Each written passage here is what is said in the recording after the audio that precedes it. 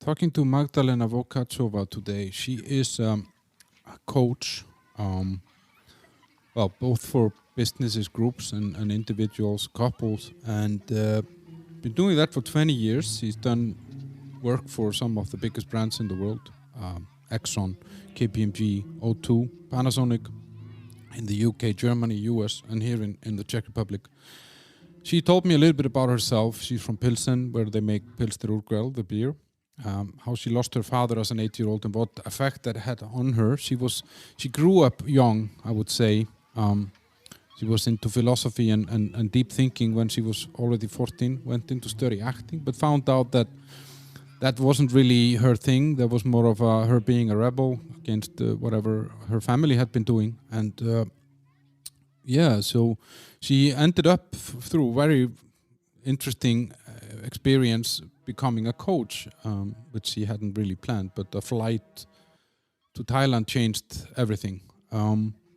So we talked about this coaching, the stigma of asking for help, what kind of things people need help with, what COVID has done to this, what's in it for Magdalena, what methods she uses, because she uses art and acting a lot in her coaching, and we even did a breathing exercise, a very brief one, but an interesting thing, and it was really, really cool. I liked talking to her. A lot of things that came to my mind, and even things that I didn't manage to get out, but I hope you guys enjoy. And then the sponsors, that's Alfred.cz, Alfred Jobs in the App Store. Jobs all over the Czech Republic and Slovakia, available in English, Czech, Slovak, and Russian languages. And if you're looking for a job or you're thinking about changing a job, then you can set up Alfred, and he will let you know whenever there's a job that fits your desires. So that's Alfred.cz. And then the Oat Bar Prague on Cyphertoa 21, available also on home delivery on Wolt and Bolt. I don't know why these guys chose to call their companies the same, Wolt and Bolt. But yeah, it's a great place. Amazing oatmeals, porridge for those who want to call oatmeal porridge. Steel cut oats, Icelandic skyr recipe made by an organic dairy farm just outside of Prague. Only available at the Oat Bar. Juices, coffee, sweets, everything is made in-house. And amazing stuff. Check it out, guys.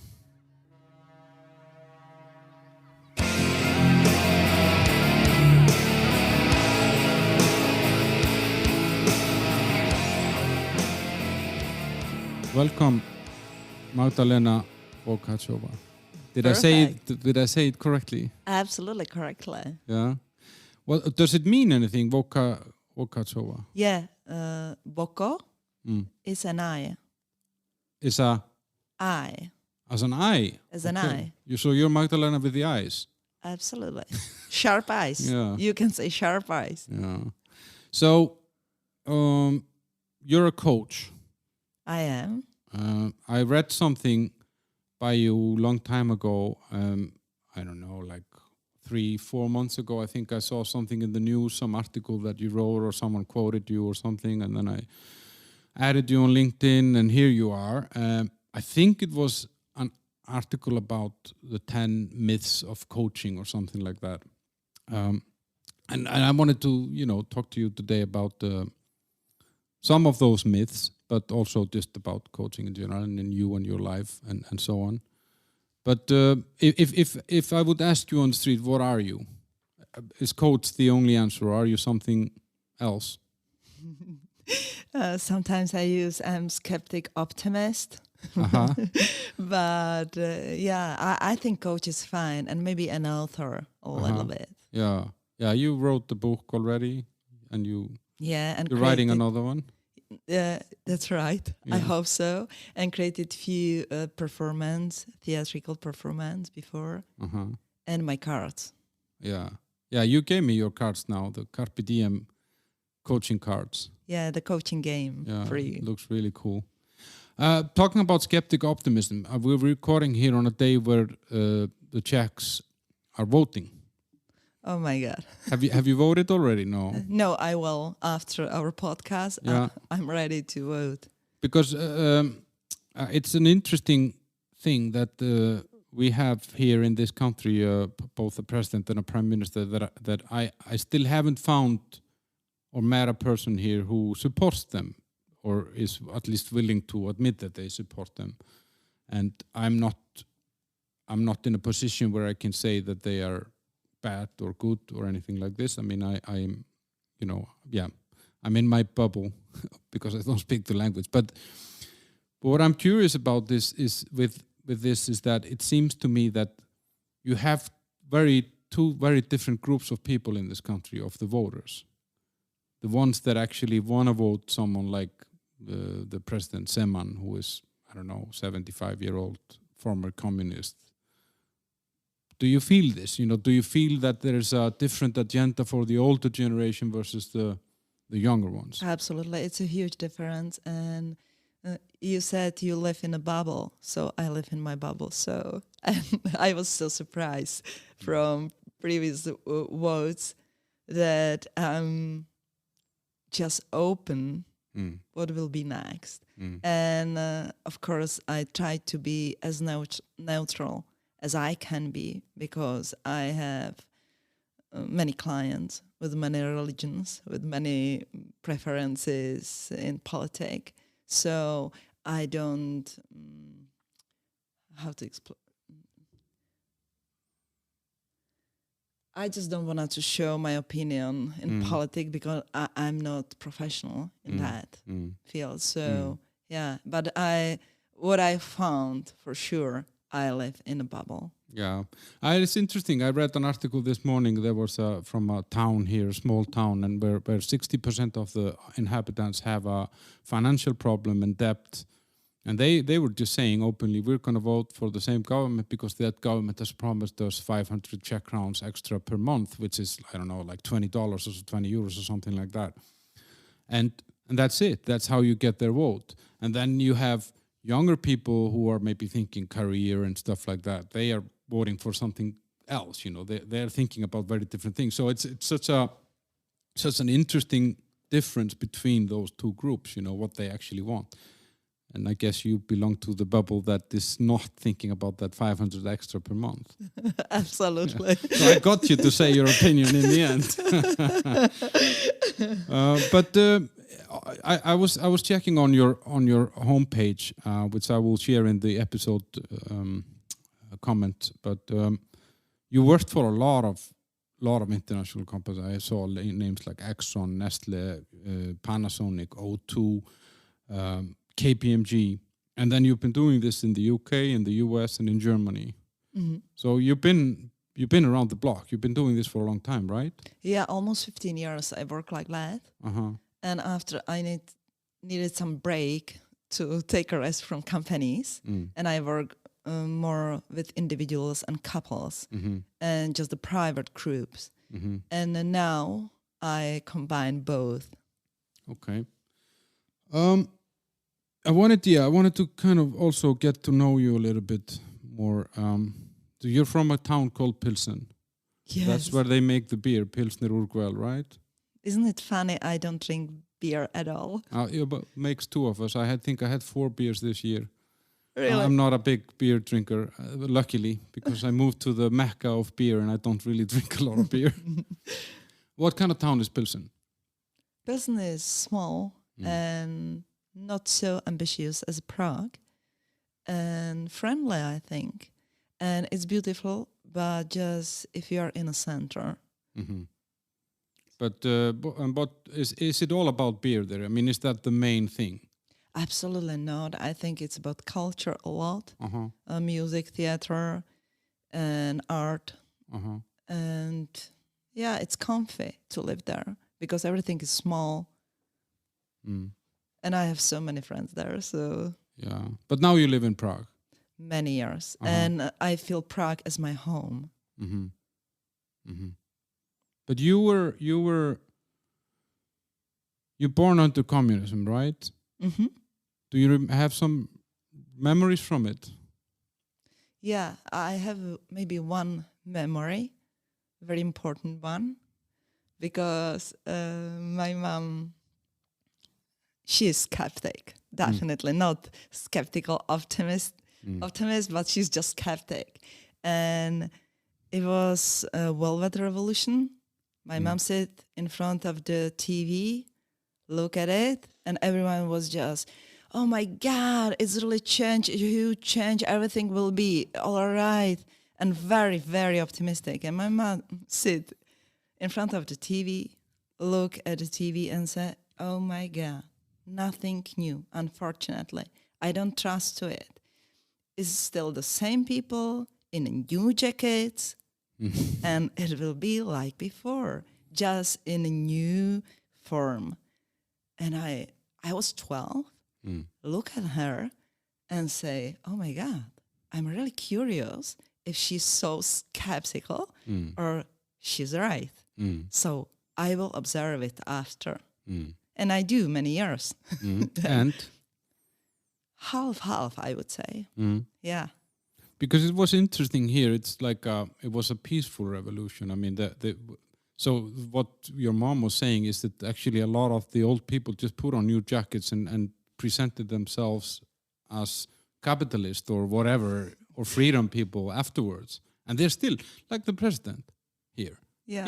He's a former Communist Party. I mean, everybody was in the Communist Party, but he was an active guy there, right? Yeah, that's right. And, you know, the people from the party, they had a huge advantage because they already had some property and political education. And the networks. Yeah, of course. So, yeah, I would say half and half. It's not exactly the same like it was. But, yeah, many people just changed the jackets. Yeah, and the Prime Minister now, Andrej Babis, he was in the secret police, right? Or some organization like that. Yeah, it's many articles about that. Yeah, so there are a lot of these networks that survived. I mean, and not just here. I mean, that was in a lot of those countries, and it is so different from, like, if you take the French Revolution, where they just killed everyone. You know, like it's and then you have a much more fresh start. I'm not saying that people should have killed everyone, but it's a really, really interesting thing that it just kind of overnight the same people showed up, but talking about something else. Yeah, absolutely. And my 14-year son would agree with you that sometimes killing could just clean the space. He's a radical. Yeah, I'll bring him on next time. But you had 3 siblings, so your parents had 4 kids, and there's 2 years exactly between all of you, right? Yeah, exactly. That's it was really not on the same day, though. I mean, like, but it looks very organized. Do you know what was the most often question when I was small? Hey, Magdalena, your parents, are they Catholics? All the time. Because it was so... Because of 4 kids, you know. So no condoms. Yeah, Catholic family. So true. they always ask me. But they were not. No. Oh, I mean, people are not super religious here. Not super religious, but I'm from Christian family, but not Catholic one or some specific one, the Christian one. And you were young. You were 8 years old when you lost your father. Yes, I was. What happened there? Oh, it's hard because he had pneumonia. So it's not so many people there died from that reason in 20th century. But my daddy died from pneumonia. It was a hard experience for all of us, but I think my mother is just great hero because she grew up 4 kids just by herself. Which must have been difficult back. I mean, this is communist time, you know, like it's hard to be a single mom here in 2021. And this, we're talking about late 80s. How did she manage? I mean, with 4 of you? I can't imagine it even today. Even I asked her many times. But she just told me, oh, Magdalena, you know, I just need to survive. So I just do day by day what I needed. And it was like that. It wasn't choice to do it or not to do it. It was no choice.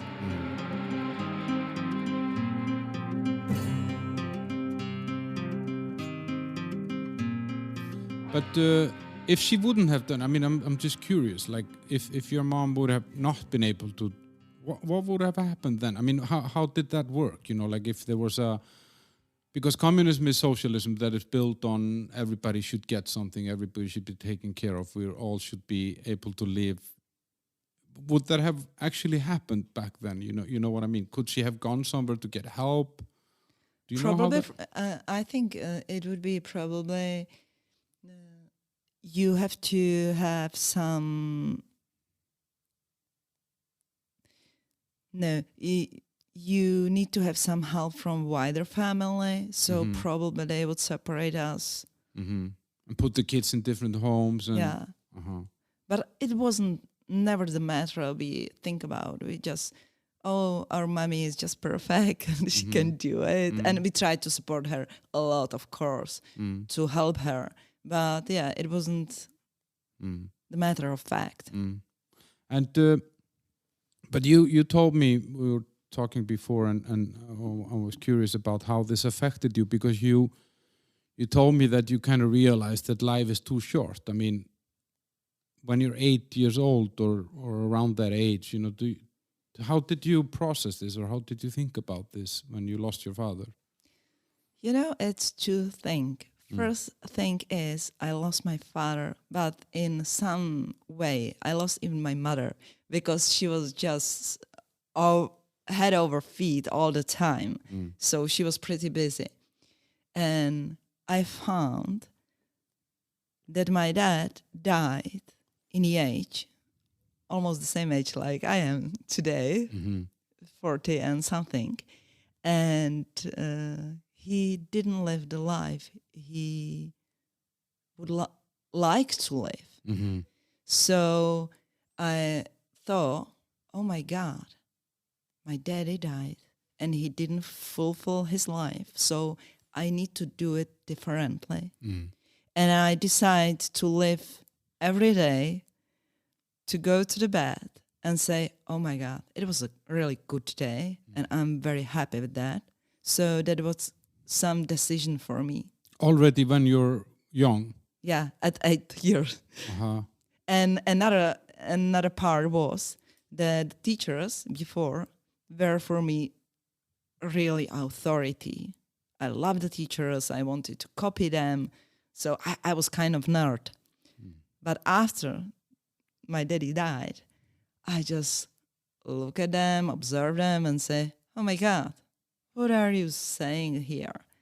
Blah, blah, blah. Oh my God, you will die anyway. And I was a little bit problematic after. I just still have the same beautiful marks, like the best one. But your attitude changed. Yeah. Yeah. There's a little bit of a Nietzsche somehow. You're going to die anyway, you know, like a little bit dark philosophy somehow. Absolutely. I lose my respect to authorities. So I need to find again a little bit later.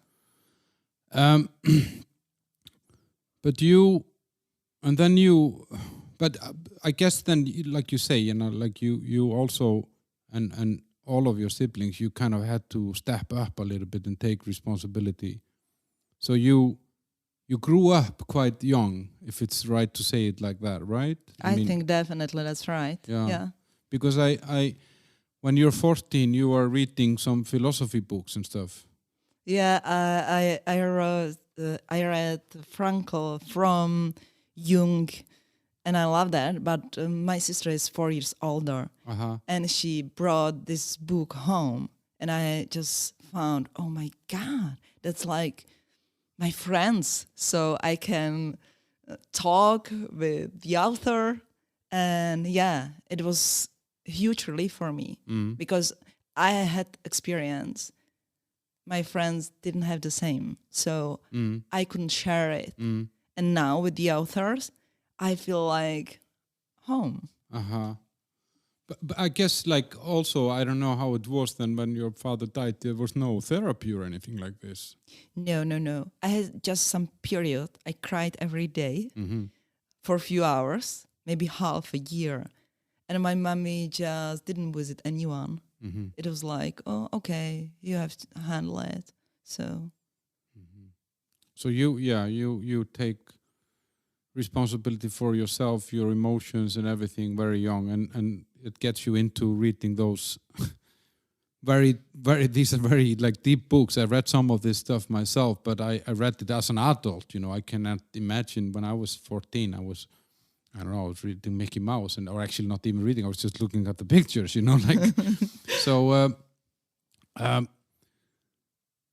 Then you go on to study acting. Yeah, because I want to be really opposite to my family. What were they doing? What was it that they did that you wanted to be opposite to?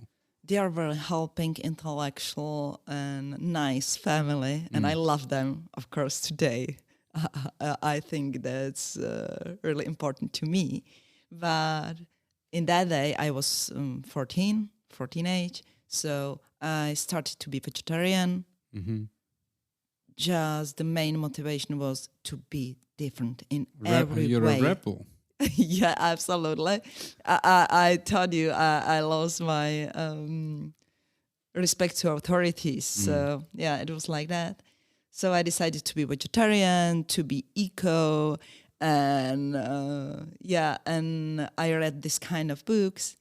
And because my family, all of them are really in some helping professions. So my sister worked in that time like nurse in psychiatry, and my mom worked for seniors and like that. So I said, oh my God, I wanted to do something pretty superficial and artistic and rebel. So I wanted to study acting. And it was like rude word in my home. So I said, oh, Mom, I know what I want. I wanted to go to Prague and study acting. And my family was like, oh my God. Yeah, it was like rude word, really. So you didn't think that you had the helping part in you somehow, or you were just trying to avoid it. You just wanted to be different. Yeah, I definitely tried to avoid it and be different. And it was the main purpose in that time. And after, Yeah, the rest is history. Oh my You've been God. helping people for 20 years. That's right. That's the outcome. Yeah. But how was it so how old are you when you start studying acting? 18. And you got here to Prague for that? Yeah, I came to Prague without money, very poor, and I decided to make my money. So I try to work as a model. If acting is a rude word, I have no expression for that, for my family. Yeah, to study acting and work as a model. But it was good enough to pay my rent and my food and my stand in Prague. So, yeah. But how was it to come from, Pilsen is 100,000 people or something? City, maybe 150,000 people, and then you come to a city with like 1 million people, 18-year-old. Was it a big thing? Absolutely. Headache every day. Yeah? Yeah, it was so noisy for me at the beginning. And without friends, I always had a lot of friends. Maybe because my family was like, my mom was busy all the time. And so I always lived my life with friends. So friends were important chapter of my life. And I came here and I had just boyfriend in here and no friends at the beginning. It was hard. Maybe the hardest part. And this also during a time where Prague is changing a lot, because after the communism, this all of a sudden you got people coming, tourists and companies and, money but it must have been an interesting time though. Yeah, very interesting. And I decided to overcome the feelings of headaches and it's too noisy for me and so on. So I walked every day from some part to another. I walked as much as I could. And it was my way how to cope with that. And the acting studies and getting into acting, was that something that you liked or was it when you found out what it was about, then you didn't like it or? I love it at first. It was just huge euphoria because no one trusts me to pass exams and go there. So, and I did it. So it was huge euphoria at the beginning. And after, I just found I'm not as great actors as I wanted to be, because my classmates always ask me to be on their shows in the first row, to support them, to give them some feedback, to be there for them. But no one just reserved tickets for my shows. So after 1 year, I was like, oh my God, maybe I'm amazing spectator, but not an actor. And I asked my head of department of acting at academy, what to do with that? And he answered me, oh, Magdalena, maybe you are too happy to do theater. I think you are too happy. You are not bad as an actress, but you are too happy for that. Maybe you are some kind of artist of life. And I was like, oh my God, what to do with that? Artist of life? Yeah, it doesn't make any sense. No. Where to study and what to do with that? So yeah, it was huge euphoria at the beginning, and after huge disappointment. And but when he says that you were too happy, I mean, you, after everything you went through, you were not supposed to be happy. I mean, like if we are always being told that people that have troubles in their life and challenges, and you lost your father and these things. That's right. But I think he was right in some way. I have happy temper. Because I always, you can have the same circumstances and you can use it against you or for you. And I'm the person, always use it for me. To handle with that. I don't want to stay like a poor girl with from the poor family. Yeah, I didn't want to stand on that. You didn't want to be a victim? Absolutely. I decided to live my life, to search for the meaning of my life, the search for something different than I grew up.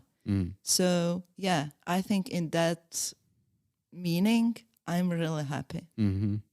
That's interesting. But so when he tells you this, that you're an artist of life and all these things that make no sense, I mean, when did you realize that meant that you should be a coach? I mean, what was there some sort of a moment where you're like, okay, I can use my personality, and I can use, because you use now in your coaching, you use the art and the acting. I mean, I know that from reading about you that you use that very much. But was there any kind of a transition moment where you were like, okay, this is where I need to go? Yeah, I loved acting improv very much, and many exercises from acting, because the method and exercises are really similar to Eastern philosophy exercises. Many of them, because acting, many people connect acting with like to act something out, to pretend something. Yeah. But real acting, if you're an actor, you have no tool. So you don't have any camera or oil, and so you need to work with yourself. And it's very similar to coaching. So you need to cope with your emotions, your body, your voice, you need to know yourself if you want to be a good actor. So all the exercises was like how to know myself. And this was part I really loved. And I use it for groups. So I work with groups. When I was 20, 21, 22, I started to work with groups. For communication, for example, I use these exercises. Yeah, and clients ask me if I provide as well one-to-one coaching. And I say, oh no, I don't do that. I don't know even what is it. And if so many clients ask me for the same, so I started to be interested in, okay, what is it? Coaching.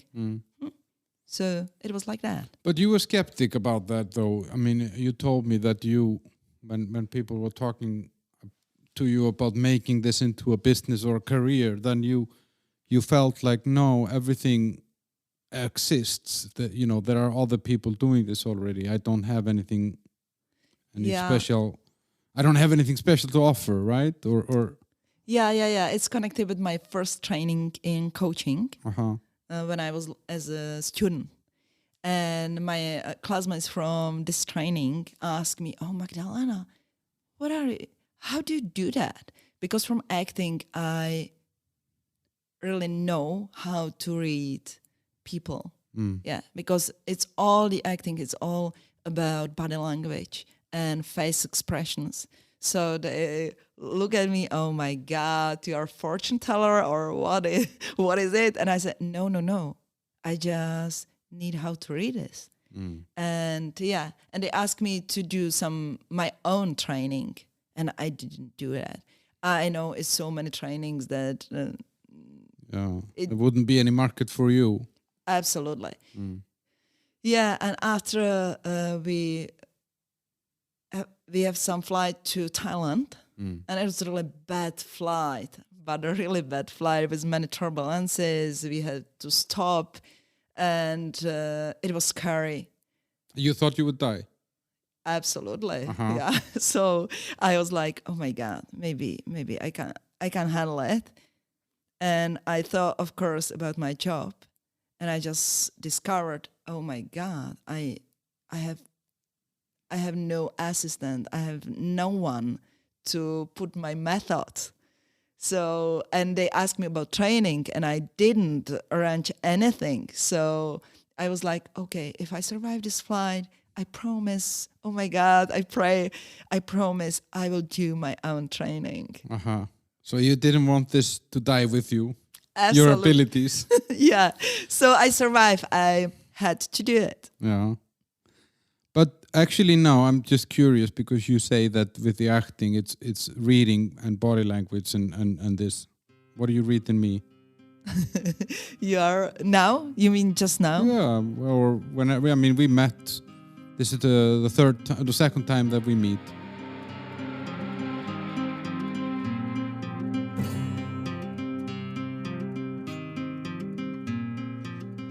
What is suspicious to me? Suspicious to this me. starts really well. No. You seems to me to be professional. Really professional. But it's some kind of doubts about yourself. So, yeah. It seems to me a little bit suspicious because you look like pro and you're honest and open, very open. But like you would have some doubts back in your head.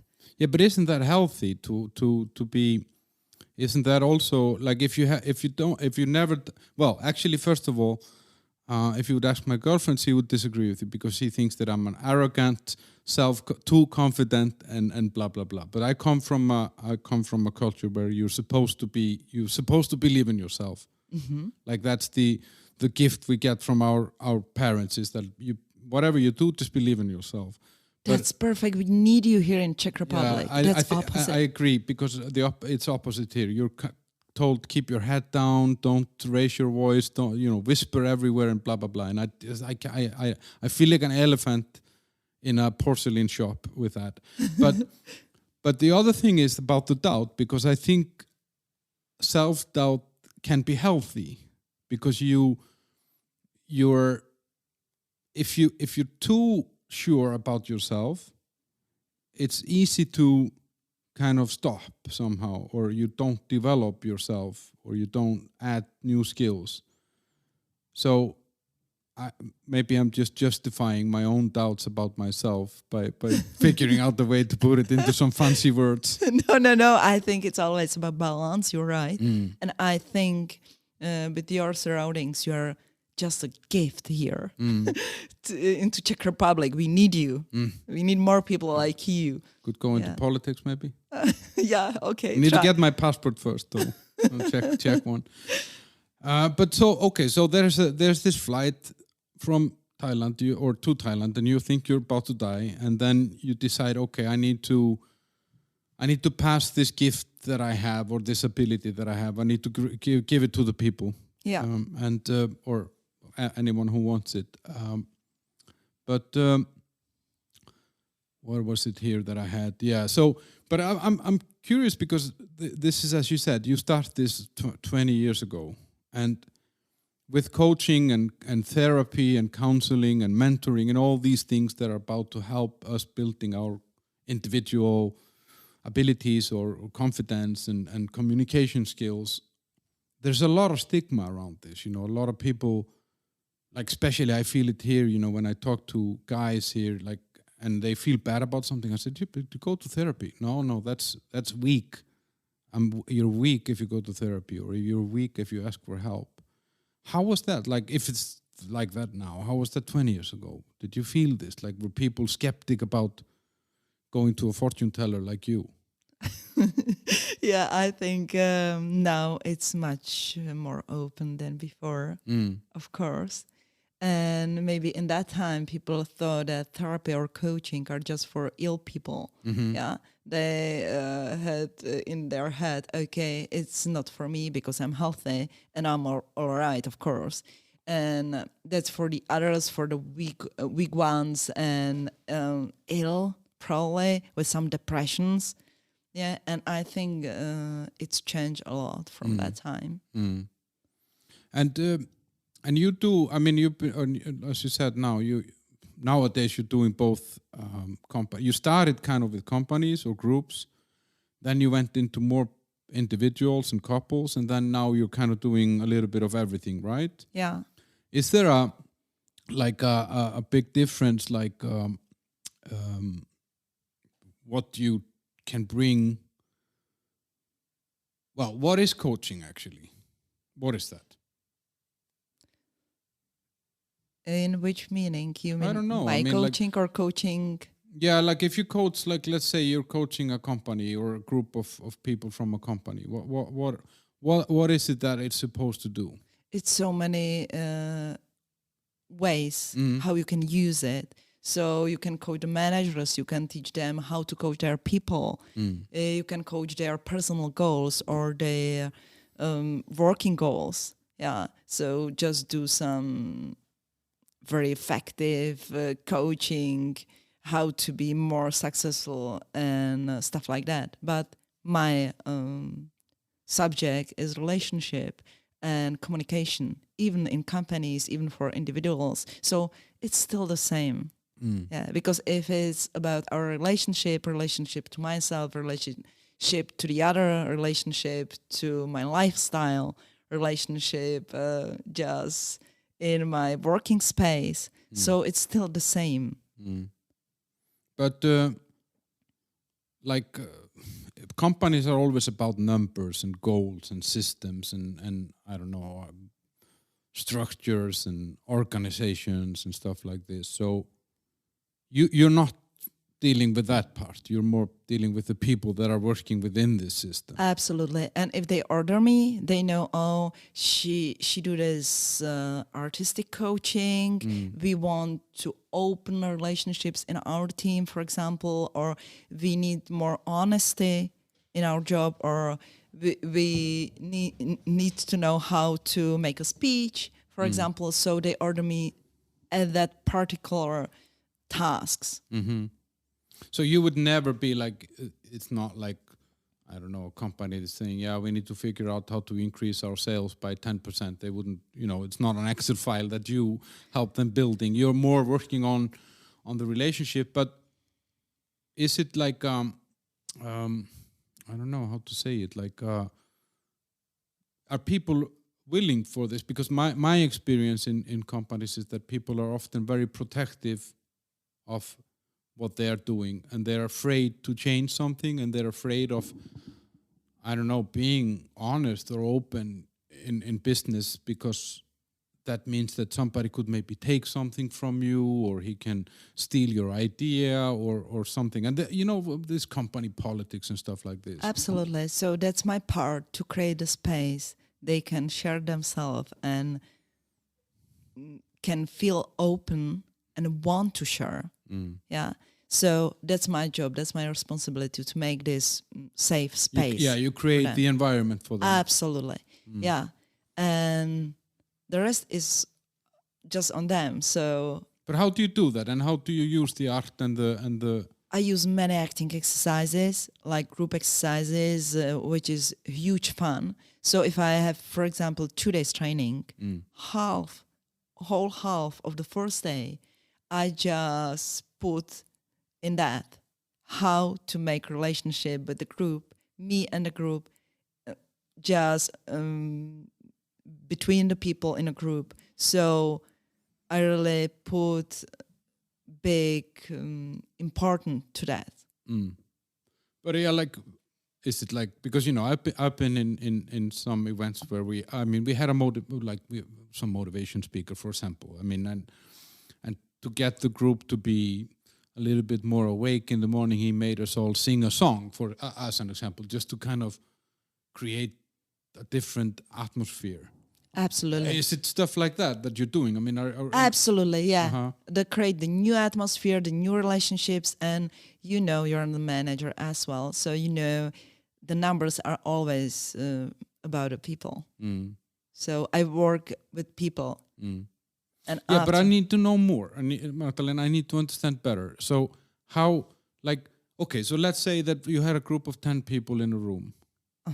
How do you get them to build this relationship? Is it just to sit them on a table and they do speed dating or something, or how? No, definitely not. So one of my really favorite exercise that people just try to meet themselves.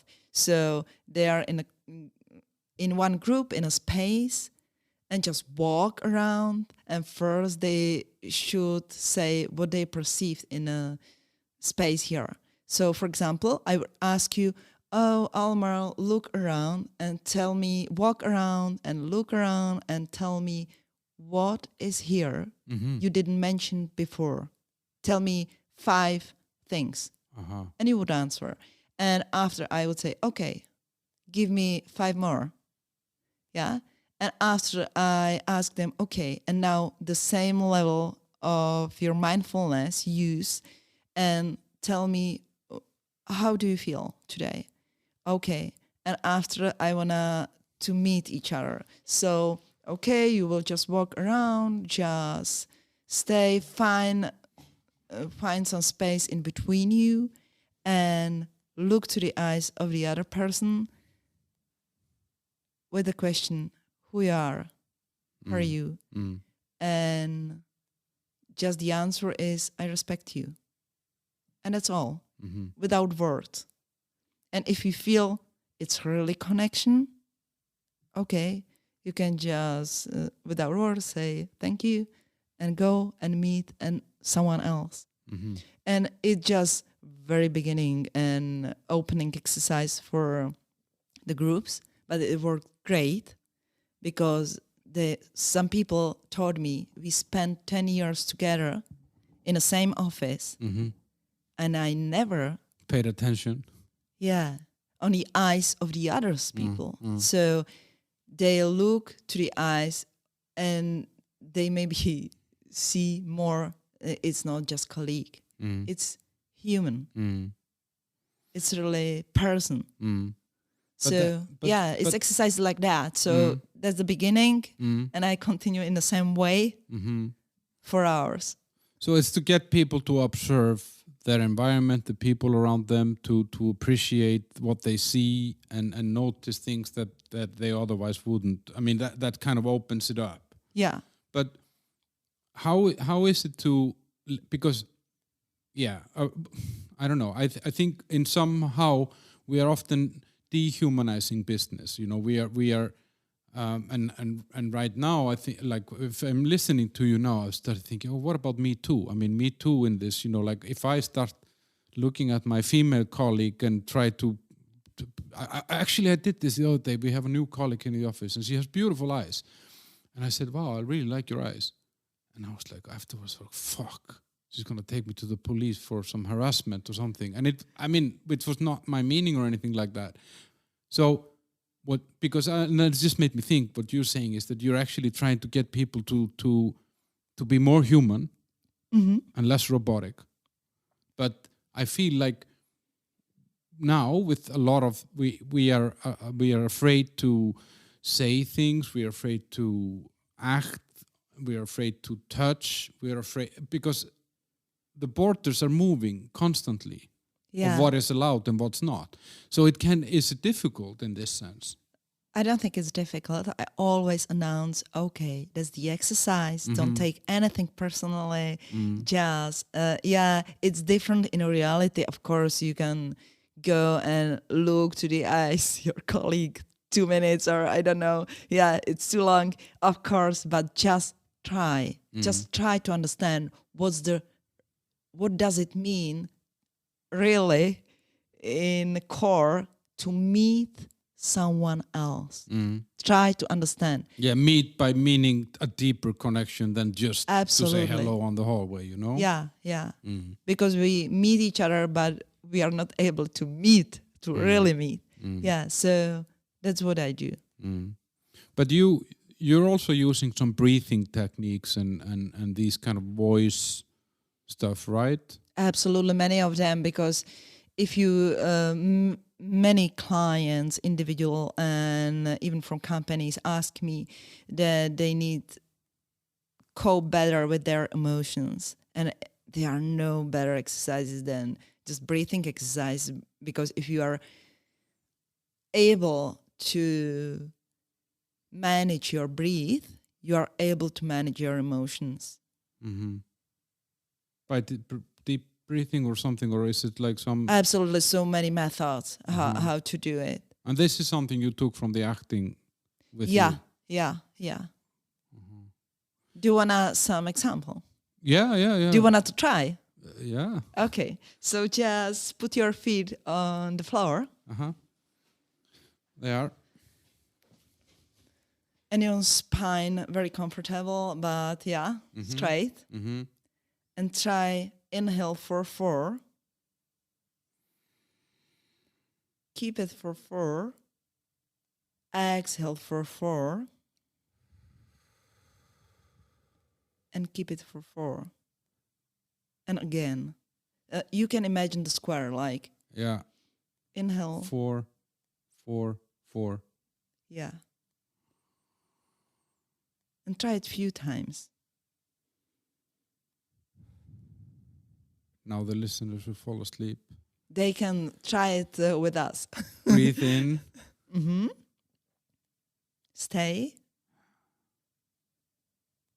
Exhale. And stay. And last one.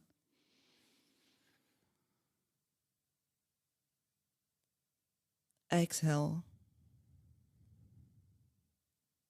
Okay. Do you feel that? Yeah.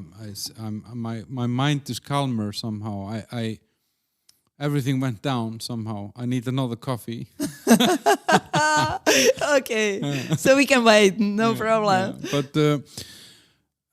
But how are people open for this? You know, because I mean, obviously companies are as different as they are many, but and groups can be different. But I don't know why it comes to my mind, and I'm not asking you to tell me any details of any specific customers, but could you go into a company like a state-owned institution or an office that handles, I don't know, whatever, some state data or something, and can you get people in a business like that have maybe worked there for 30, 40 years? Yeah, absolutely. It's a little bit different. It's not the way I call to the company. Okay, do you want to breathe? Yeah, no. It's a little bit different today. So normally it just some boss met me, for example, on some of my personal workshop I provide, and say, "Oh my God, that's what our team really need." So they call me, "Okay, Magdalena, let's settle the date." And they know what they search already.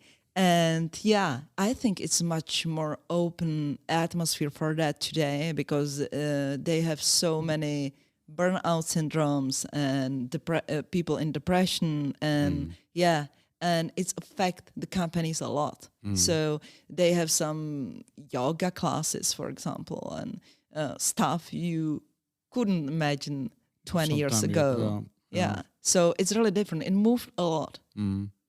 But do you, I don't know, if I'm a 65-year-old worker in an institution, can you get me to open up? I mean, or are there some groups like this that are tough or difficult, you know? Yeah, I have one in individual coaching now, and he's great, from insurance company, and he's amazing. And I always try to connect with some part of the person, or even if it's the group, still the same. I need to work not just with the group, but with individuals in a group. And I try to connect with the part of their persona they can play. They know how to play. They have and they have some hobbies. For example, this man, this concrete man, is musician and he's drummer in 65, and he's an amazing drummer. Yeah, so we use his drumming for our process, and I always try to incorporate all their interests and ability to play into the group, into the process. Because that's actually what I wanted to ask you about also, is that it's this chemistry between, like, I could go to one coach and it wouldn't work out, but then I could try another one who would be kind of using the same method, but it would work because of the chemistry. Absolutely, it's always about it. And it was many researchers about what kind of coaching or what kind of therapy is really efficient and is really the best one. And it's always about relationships. From all the research, is the same outcome. Relationship is number one. And it's even what I what I try to teach my students in my training.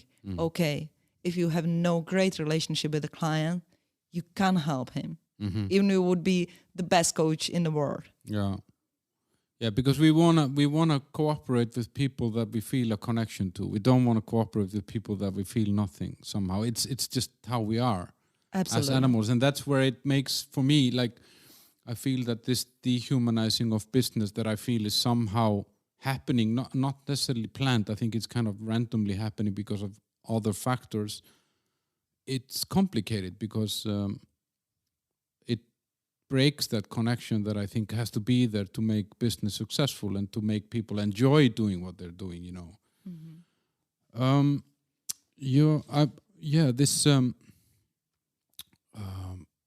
For companies, basically what they're looking for is to better communication, better relationship within the business, I guess leadership, confidence, and these kind of things. I mean, these are the outcomes that they're looking for, right? Yeah, and very often the coaching for managers is a very popular topic, and I love it because, it's a little bit different. If you train a professional coach, it's different than if you teach us coaching for managers.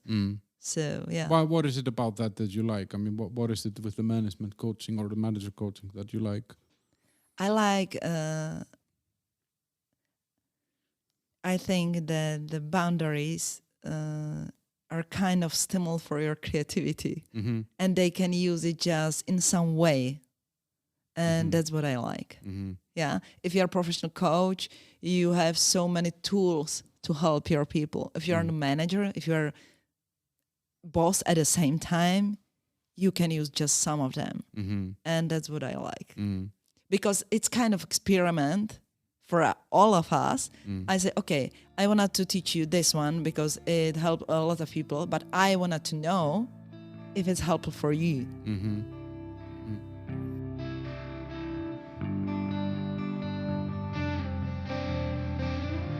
But I mean, I think some people are natural born leaders, you know, like some people have something that makes other people want to follow them. And in the end, leadership is about getting people around you to do things for you, for a purpose or for a strategy or for a goal or something or direction. And I'm just curious, like, can you teach leadership, or is it, or you know what I mean? Like, Yeah, I don't know. I definitely, I think I understand you. If kind of ability to lead or to have some charisma for the others, if it's possible to learn. Is it that question? Yeah. I actually, the question that I had was, can you teach charisma? But I didn't manage to get it out of my mouth properly. Yes. Okay, I got it. So I think you can teach charisma, like you can teach authenticity, but you can find the barriers. Why is your charisma not coming out? Yeah, doesn't shine. Yeah, what is not here, and it's the same with authenticity. I think it's really connected one to another, and you just go and try to find the barriers for the people. Why they are not able to express themselves? What's the barrier and how to overcome it? And that's the way how I work. But in acting and arts, you have a very different environment that doesn't have a, well, okay, of course, if you're a Hollywood actor or a professional state actor in something, then there's some money involved, but the environment, the creative environment, is very much, the satisfaction from it is very much taken from, I don't know, the adrenaline or the emotions and these things that you build between two people. Like, so if you go and do an improv somewhere with other people, you're not waiting to walk out of the room and get $100 in your pocket or something. You take your satisfaction from the act that happens there.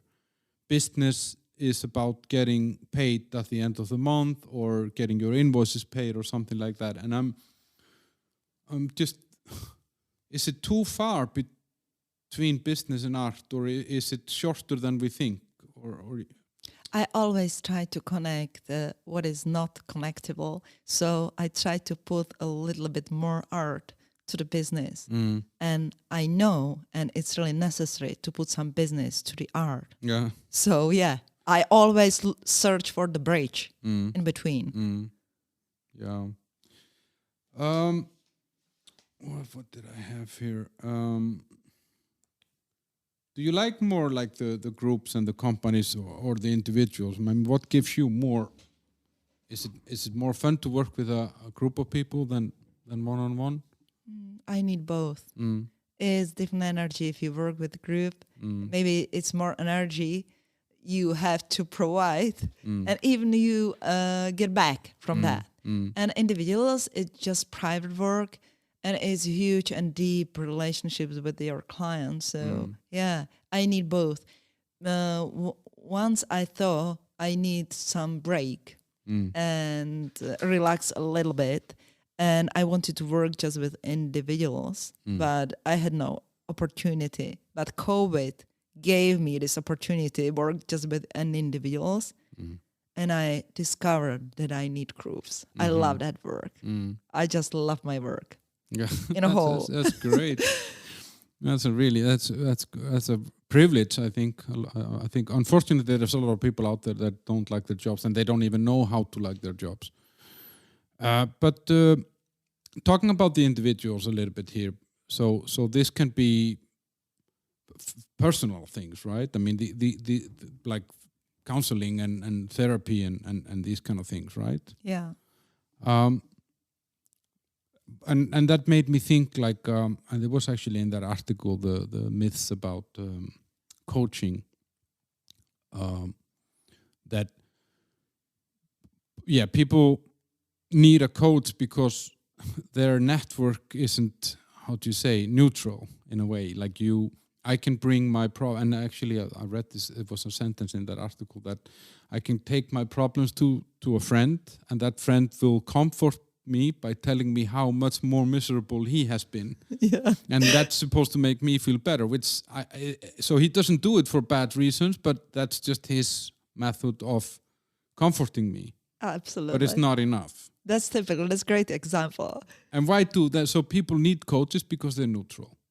Yeah, I think to be neutral is a really important condition, but it's maybe even something other.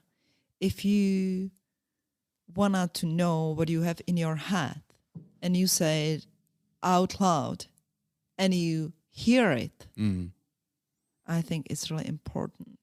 And one of my favorite exercise, and I help so many couples with that, is you have your wholly 5 minutes to express yourself, and the other person just listen without comments, without questions, just try to receive it and listen really deeply. And after, it's your, I take you and your girlfriend as an example. So your girlfriend has her wholly 5 minutes, 3 times. So 5, 5, 5, 5, 5, 5. And after, you can share your emotions, your ideas, and it really helps a lot. So I think the possibility to say your stuff you have in your head out loud is the most important part. Because, and you know that, if you say it out loud, then it's real. You are, it's real. You are responsible to handle, to cope with that.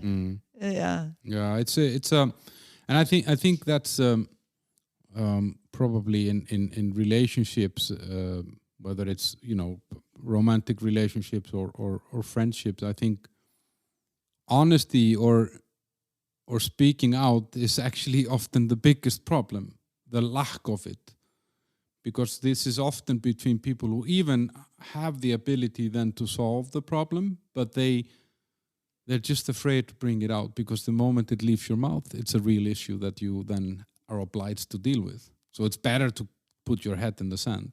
Yeah. And it's sometimes even with the individuals like that. So I had a client, and he knew his marriage is really bad, but he just couldn't leave because he had two just small kids, 2 years and 4 years. So he didn't want. So she just told me, "Oh, Magdalena, I know what to do, but I'm just not able." And I said, "Okay, I can help you in that. So you know what you know, and I'm here for you. So, but I don't see another process would work for you." So she went to psychiatrist. She had some antidepressives, pills, and she used it for 1 year. And after, she called me again. "Oh, Magdalena, I need to solve it. It's unbearable. I just can't stand it." So it's sometimes like that you know what to do, but you're just not able or ready for it. Yeah, you are still not ready, and it's okay. But very often you are on the same spot few years or few weeks or few months after. But talking about a person like that, actually, because like, let's say that you're a married woman with small kids, and you know that your marriage is over. But if that person would go and speak to their mom or their grandma or their mother-in-law or something, 99% of the replies would be, yeah, stay together for the kids, no matter what. Absolutely. Right? They have their own intentions, and it's okay. Yeah, that's their role. But this is why we can't really always take our most inner secrets and issues to our closest relatives or friends, because they have a perception in their head about what we should be or how we should be, right? Absolutely, based on their own experiences. And that's why we need people like you. I think so. But what's the line between like a personal coach and a therapist, or like a psychiatric help or let's say psychotherapy? It's not really a clear line, right? I don't think it's a clear line, but many of my colleagues would say, "Oh, that's strict line," but it's not for me. And I did study even therapy, so in my case, it doesn't matter. Everything in one box for you. Absolutely. But what line would that be, for example? What are people then talking about? If you are, my typical client is the man or woman, she lives good, normal life. They have families, they have a good job, they have nice income, they have all their, property they wanted to have, and they feel some kind of emptiness inside.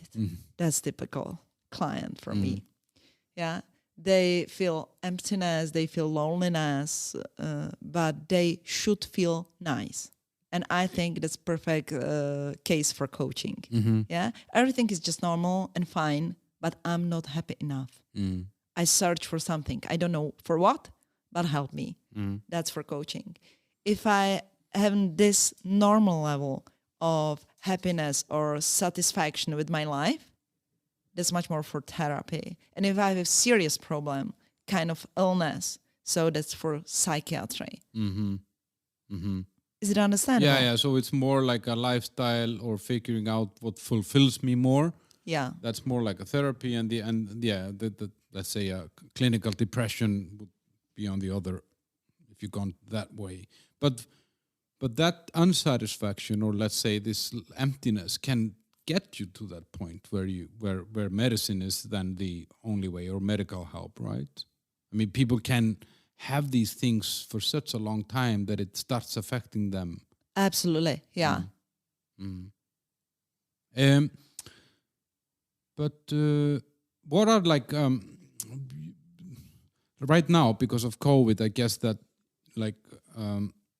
that has put a lot of pressure on, families, relationships, and smaller businesses, where there is, I don't know, like a small store owned by a family or something, because those are the people that really got fucked over. They didn't have online shops and stuff like that, and they had to go home and they couldn't open their business, so their life was very disrupted.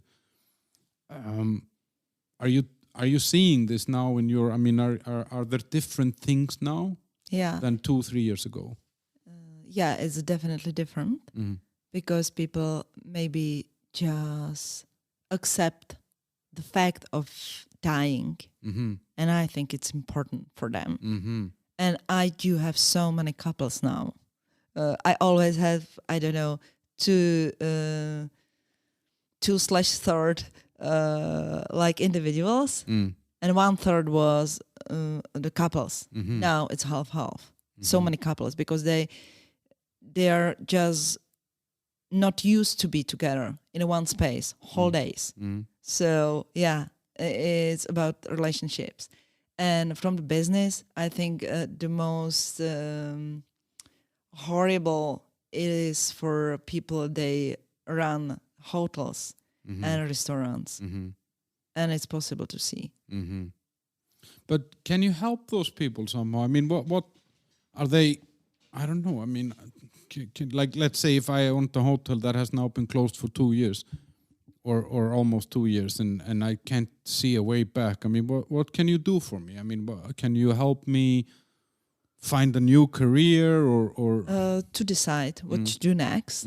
Yeah. So I'm like a guide in their decisions, what to do next. It's to close or not to open more, or what's next, the next steps, the strategy.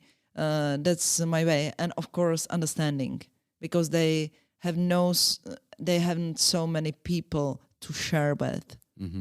Even sometimes they are partners, because the partners, they are part of it. Yeah. So they have family together, so they have their own anxiety. Yeah.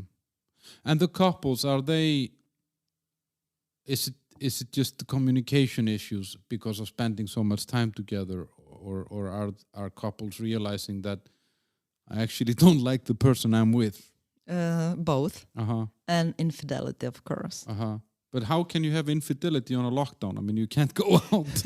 Hard, but infidelity has even the role to support the marriage. Did you hear about it? No, because you can live in a relationship which is really problematic. But if you have another one, it could support you, and you can survive even in a bad marriage.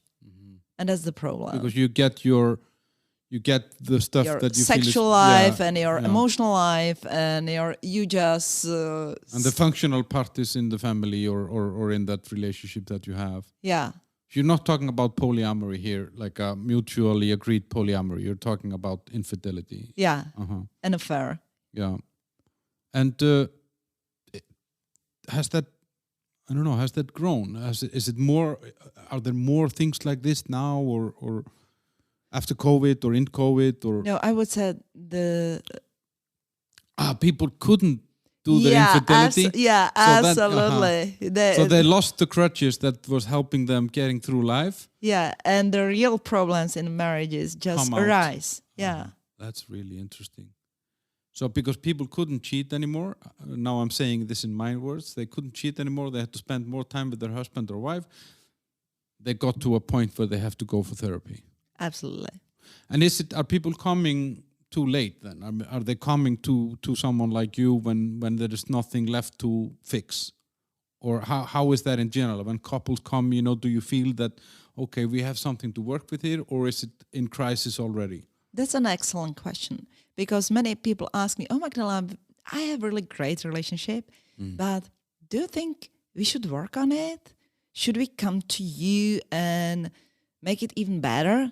And I always said, no, please don't touch on that. What's really fine. What's working? Yeah, absolutely. Don't touch. Don't touch. No. I don't want to see you. Yeah. So I wouldn't say they come in late. I think they coming in time. I think just the bad assumption is it's always good to save the couple. I don't think so. I think I always try to do everything I can for families and for couple to stay together, but sometimes it just has no meaning to stay, to survive. And and I think it's really important to divorce or break up with dignity. And it's the goal sometimes.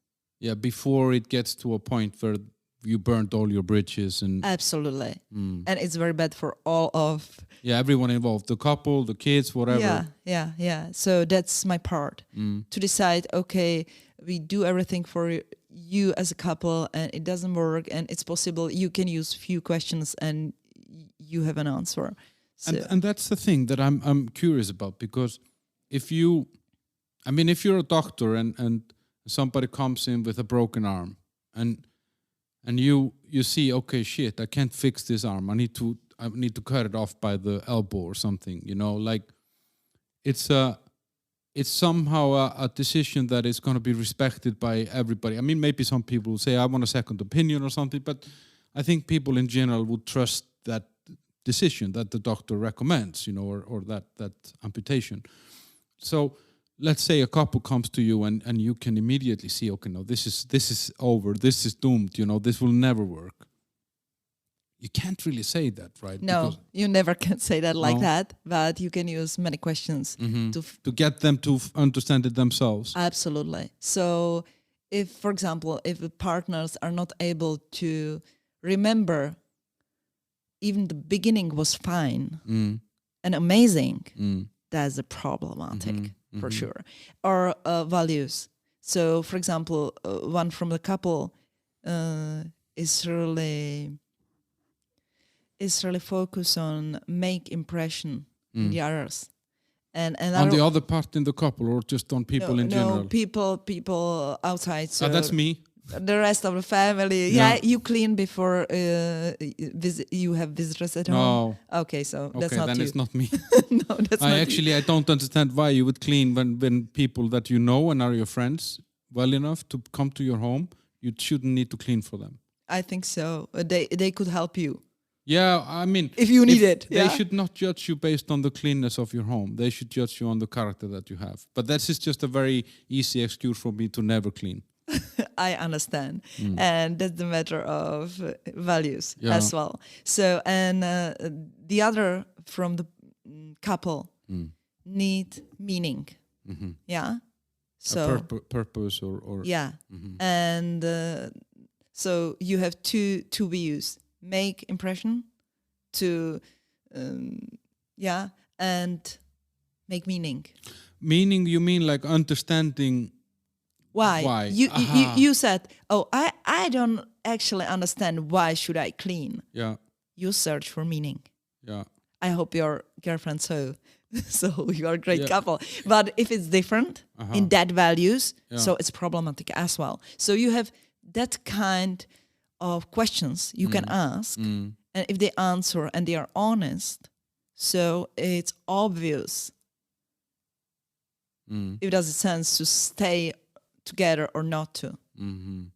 But this can also be, I mean, I know this is just a tiny little example of values, but I mean, obviously there are, like in my case, I can see in my relationship a cultural difference as well. Like you treat your home in a different way in one country and then in another country. You have there are traditions also that matter, but and they can be different. Like it, and I don't know, values are created maybe by traditions. Absolutely. And I like what you said, because that's not just the cultural thing. You said your girlfriend is Hungarian. Yeah. Yeah, and you're from Iceland. But all families are just separate culture. So our couples are two cultures in exactly. one space. In one space, yeah. Yes.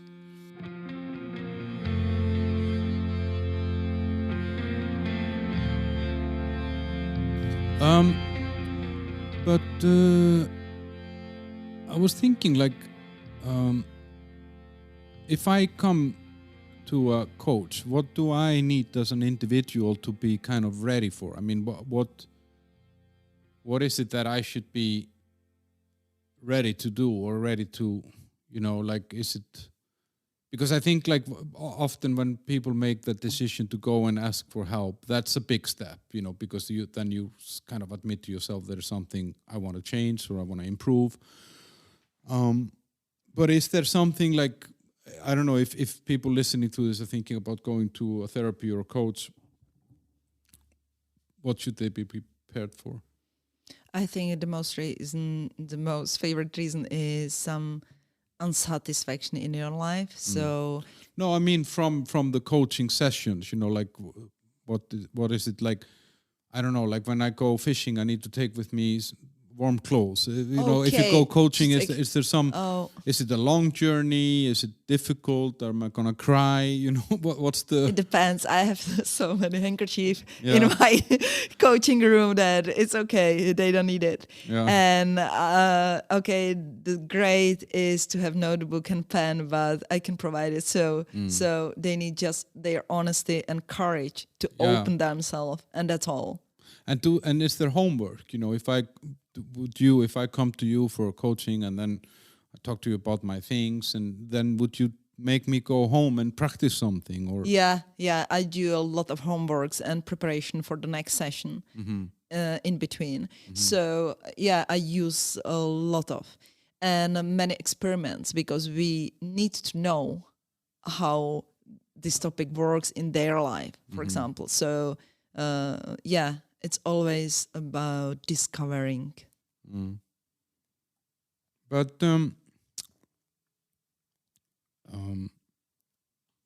like the values are, I feel like there is a very big change in values, and I feel like I mean, of course I'm an old person, so every old person thinks that the young generation is fucked up or different or strange or whatever. I mean, I think it's a natural part of aging, But what I feel now is that the world or a large population of the Western world specifically is walking around feeling guilty, feeling that we're killing the planet, we're doing this, we're doing that, we are racist, we are transphobic, we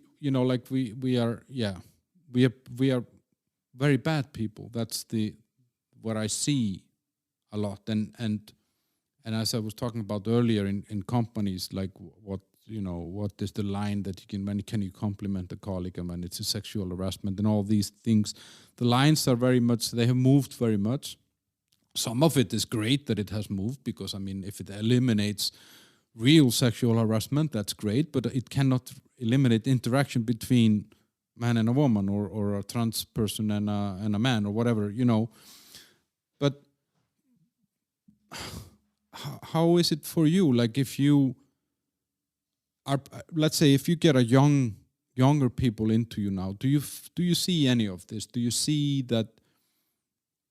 Are they? I mean, for my parents, for example, their life was about survival. It was about having a house, having food.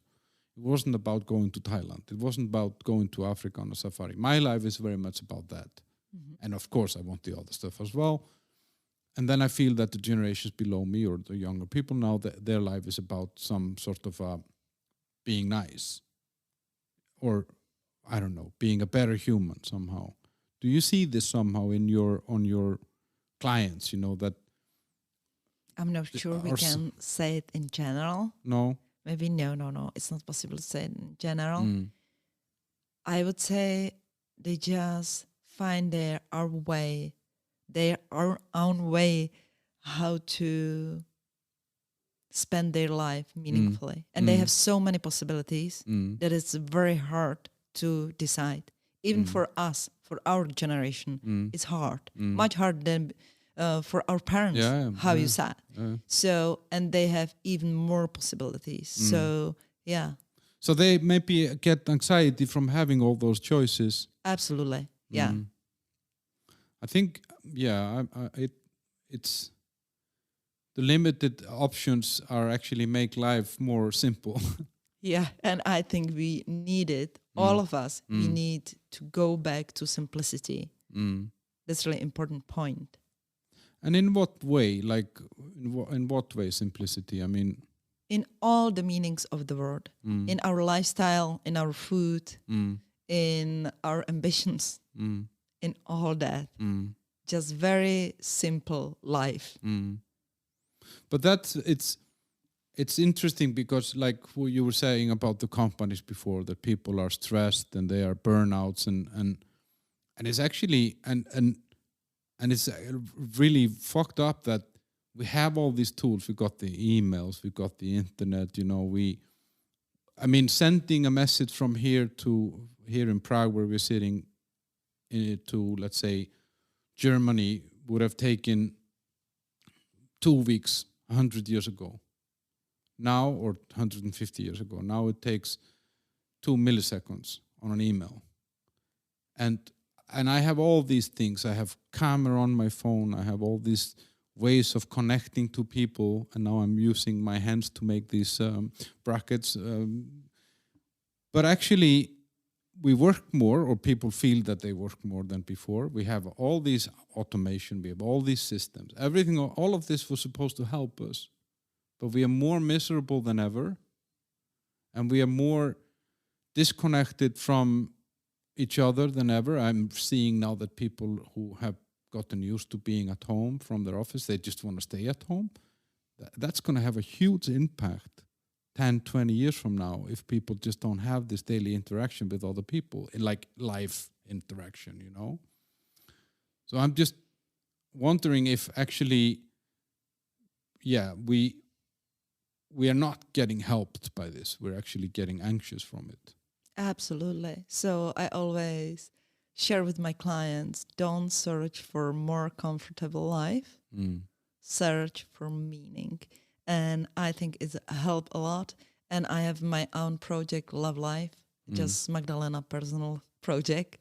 Because if I'm in stadium, I don't like my life too much. And sometimes, of course, I am, because it's always about balance and to be in balance. So you need to overcome the boundaries. Yeah. So it's kind of experiment all the time. And if I'm at that state, I always decide, okay, I have to change my track.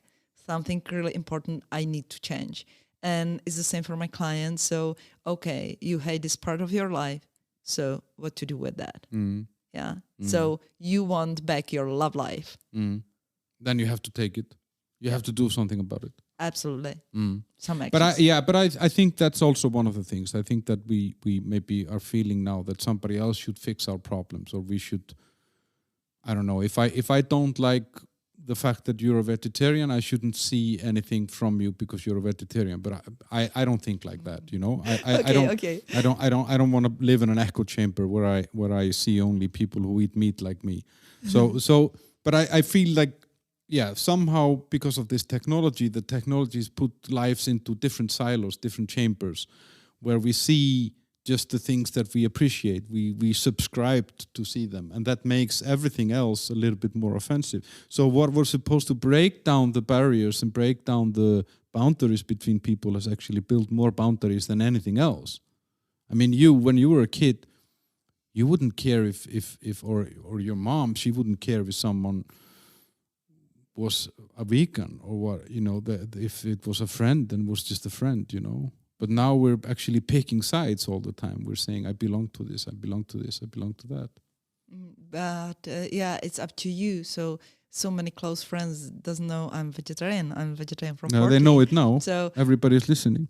Okay, that's bad. Yeah, it's up to you if it's part of your PR, personal PR, or not to. And I think the answer is Beatles. Came with that. All you need is love. Yeah, that's just simple. Yeah, simplicity. So yeah, love, kindness, and will to understand. But the PR, actually, that's an very interesting point. That because I never branded myself as, I'm lying. I branded myself as a manager in companies when I was managing big companies. But it wasn't on purpose. It was just something that happened. I became Almar, who ran this company, or I was Almar, the CEO. And my jobs kind of consumed me for a time. Luckily, I found myself again, and I just became Almar the nobody, or you know what I mean. Congratulations! Yeah, you overcome your persona. Yeah, and it was great. But this is I feel like people are now needing to define themselves based on choices. Like you're saying, the fact that you're a vegetarian isn't part of your PR. Yeah. It's not important at all. Exactly, but for some people, these kind of things, because they don't know what to choose, they don't know what to become, and they're looking for meaning, then they grab these things from the environment and they label themselves with them, and that becomes their identity, which is then very fragile. Yeah, it's very fragile, and they need to try. They need to try, they need to touch it and say, okay, that's not me. Yeah, so that's just part of the journey, I think, and very natural part. It's like your branding was becoming a rebel actress when you were young. Absolutely. And then you dropped it. Yeah, and it was hard to drop it. It wasn't easy because it was kind of my dream, and I fulfilled it. I studied at the academy, and I had to tell myself, oh, Magdalena, it's not on track. Okay. So, but it wasn't. It was process, actually. Yeah, I just need to make a long story short, but it was process as well. I think. Maybe in general. I mean, I feel often like people do know the answers deep inside, but they need someone like you to help them bring it to the surface. I mean, most people who are in, I don't know, I don't have a better word, deep shit. They know it, like whether it's emotionally or with relationships or career or whatever, but they need guidance, right? So that's why they come to someone like you. Yeah, because they just try to avoid their emotions. And emotions is a beautiful word because the motion is inside. Yeah. So if I say out loud my emotion, I'm responsible to do something, to move it a little bit. Yeah. And I think that's why. You wrote this book, Forbidden Textbook of Coaching, and then you have the Carpe Diem self-coaching cards. What are these things about? Okay. Very quickly. Oh my God. That's very simple tool how you can coach yourself. But why forbidden textbook? What's forbidden in it? Why forbidden? Yeah, because my clients inspired me, my students from the training I lead inspired me, Magdalena. So we love the book you recommend us, but they are so ugly. And the name of your training is Coaching as an Art. So we would expect something more fancy, funny, nice, and not boring business book you recommended us. And I said, oh my God. So I did some search and I didn't find a really amusing and a nice book about coaching. Very interesting one. And with many informations, but not nice and just beautiful. It was too heavy or too dry or... Yeah. So I thought what was the best textbook I read. And I found one from, doesn't matter, from acting. And it was kind of diary, a diary of student of the acting training. And I said, oh my God, that's the form I really love. But I put 3 persons into the book because I wanted at least 3 point of view of the subject. Yeah. Yeah, and it's kind of diary of these 3 persons that are getting coaching. Yeah, how they find the methods and the training and how they respond to the group. And one is pretty skeptic, one is, that's she, so almost nerd, and... Oh, that's great. And IT technique. So, yeah, the different persons. Oh, that's great. So basically your method and how 3 different people react to it. Absolutely, yeah. That's a clever way to do it. I could write a book about my podcast where and how 3 people listen to it. What they reacted. I love it. But and then the cards, the Carpe Diem cards. You gave me a box here. It's a beautiful box. It's super cool. Thank you very much. Inspired my clients as well because I thought if I teach coaching that people are oriented very much about if they start, of course, so they are oriented, oh, am I really good coach? It was the right question. And they forgot almost on a client. And I said, oh, no. First of all, you need to listen to the client. You need to have a relationship and the stuff we talk about. So I tried to make just simple cards and say, hey, use it, use that. So these are like cues in a way, like from theater. Yeah, in a way. Yeah, very, just very funny. And I thought, oh my God, even beginners are able to listen to the answer of the question.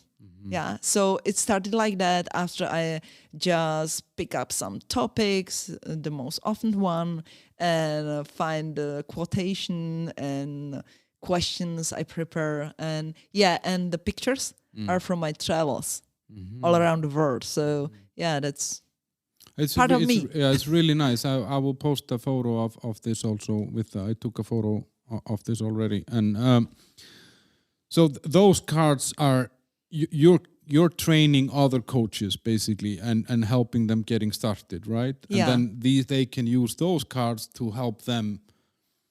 But what you're saying now, the most important skill of a coach is what you found out in acting school, to be a good audience. It's to listen. And love people. Yeah. I think you can't avoid love. And listen and love. Yeah. And not judgmental approach. Just be open. Openness, love, and listening. Yeah. Yeah.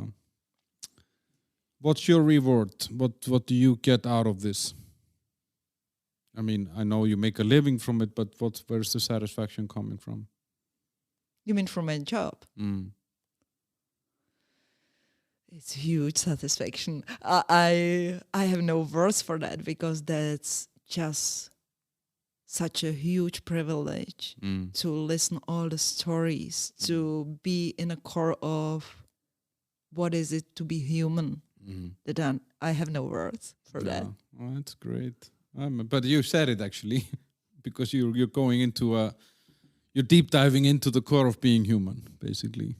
But do you keep in touch with people after you kind of finish working with them? I mean, do you follow your someone graduated, let's say, from you, and do you check in on them? How are you doing 10 years later or something? Yeah, like of course. Uh-huh. We do have supervision trainings time to time, and I'm really interested what they do next. And it's really interesting and important because some of them work with dependent people, some of them working with young people, some of them with seniors, some of them with dying people. Now you're talking about the coaches that you from my coach. training, Yeah, from your trainings, yeah. and with managers, and some of them work in Belgium, some of them work in India, for example. So I guess you have them on your LinkedIn and stuff, so you can see when they get a new job and all that.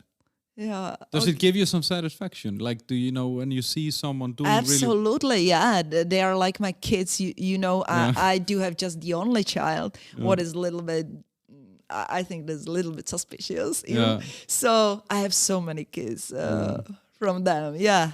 And I'm really proud mother, I have to say. Yeah.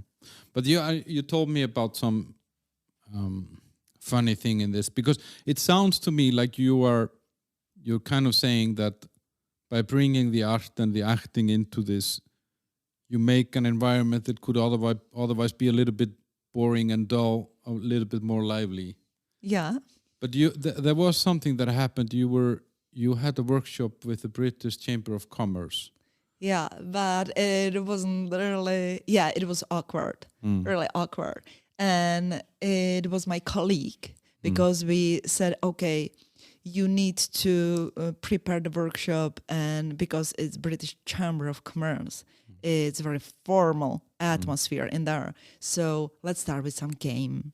To break the atmosphere. Yeah, and she brought dice to start the training, but she pronounced dice very bad, like D-I-C-K. Dick. Yeah. And she used it in many ways. So let's grab the dick and let's play with, and let's play with the dick. Let's grab the dick. Absolutely, everything. And people just made like stone faces, look at her. And I can't do anything. I was at the other side of the room, so nothing to do. So just beautiful blonde, like model type girl came to my colleague during the break and said, Mrs. Dufkova, never ever say this word in British Chamber of Commerce. and what's bad, my colleague, and she's amazing. She's an amazing teacher. She's an amazing coach. She do the family businesses. She decided don't continue teach in English. And I think that's really... that's bad. Yeah, that's bad. That's bad. Yeah. That's my job probably in the future to help her. Okay, so... We're kind of done. Where can people know more about you? So you have I will put it in the episode description, the web pages and so on. But you have a web page called vokáčová.com. And what else is there? Do you have any other? There is Instagram, Facebook, or something? I use social media, but Facebook time to time, Instagram time to time. Yeah. I don't use it too much, but it's still... LinkedIn?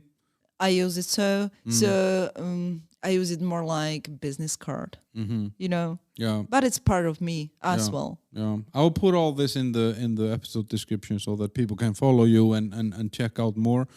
And can, like the cards and that stuff, can people buy that on your page and your book? Can they get access to? Yeah, the book and the cards are there. Okay. And thank you very much for invitation and your excellent questions. It was interesting even for me. Yeah, it was very interesting. But a lot of the stuff that I was going to talk to you about, I forgot about it because some new stuff came to my mind. But you're writing a book now, Forbidden Loves. I do. I have to. When is it going to be ready? Spring 2022. Okay, and what's it about? Infidelity. Oh, exciting. Few poems and... always the dialogue about most hottest topic, I would say. Okay, yeah, I'm looking forward to that. Guys that are listening, you can follow the show on Facebook. That's the Bla Bla Bunker, and the same on Twitter and Instagram, the Bla Bla Bunker. And there's a YouTube YouTube channel called the Bla Bla Bunker as well. It's basically just my audio with a few pictures rolling over. But if you want to be listening to me at work and you don't want to have it on the screen or anything, you can just, put it on, have it in your ears and pretend that you're working. You're gonna go and vote now, Magdalena, Absolutely. right? I'm gonna go, and I'm actually babysitting a dog for a friend of mine as of in 2 hours. So I will have my dog plus another dog. That's gonna be really, really fun. Thank you for coming. Have a nice day. Thank you. Same to you. Bye-bye. Bye.